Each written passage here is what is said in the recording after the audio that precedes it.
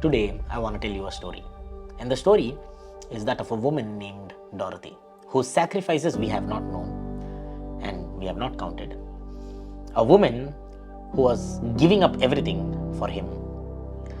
Dorothy's life took a turn so brutal and so relentless and so lonely, it was basically hell. On June 13th, 1793, Dorothy, along with her 4 children and her husband, set sail from England. Now, this wasn't a fancy cruise with all-you-can-eat buffets and deck chairs and a swimming pool with electricity, no. This was a voyage made on a ship that made today's modern shipping containers look like a 5-star hotel resort. This was a 5-month disease-infested, storm-battered journey to India. A land she had never seen and a land to which she never wished to go to. And tragically, a land from which she would never return. A land she was going to for him.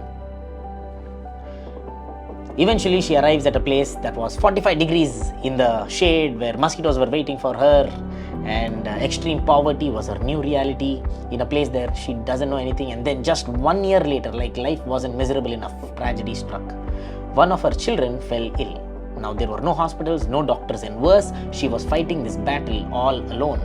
Dorothy held her 2-year-old son in her arms. He was sick for a long time and watched as his short life slipped away. Her youngest son, 2-year-old, died. Man, I'm telling you, grief swallowed her whole. But then, the calling marched forward. And so did he. Day after day, she watched her husband give himself to the mission. The work continued.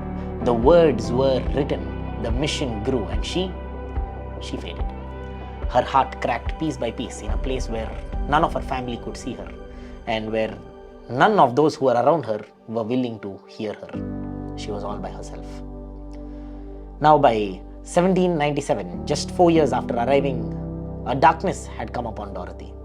A darkness that stole her mind, her sanity. She went paranoid. Her mind could not grasp the magnitude of the cost.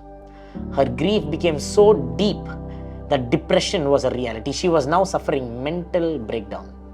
She would scream for help that basically never was. She was counted as a dead weight, like a tear in a fabric, like stone in the shoe. She was seen as annoying, and so they all decided that the best thing that they can do to Dorothy is lock her away in a dark room. They shut her away.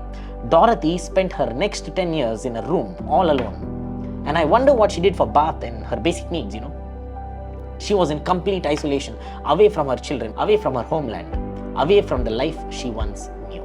Years had passed as she sat in the shadows, unwanted, unseen, unheard. And I guess the world just moved on. They forgot her.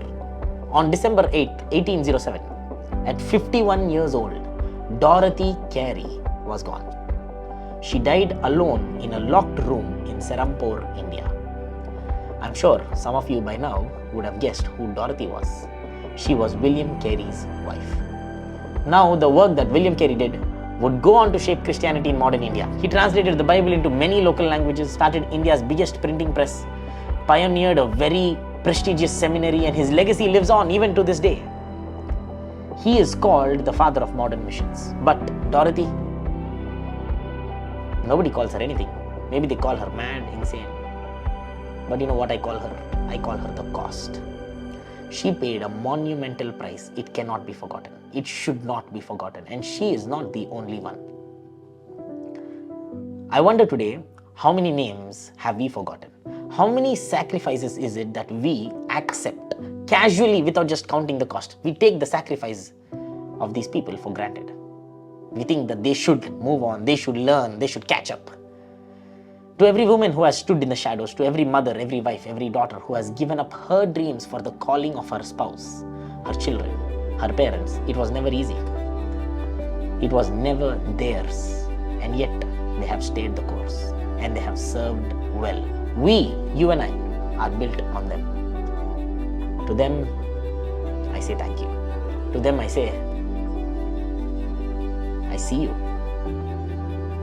You know what? I want to ask some of you today, what is the price you are willing to pay?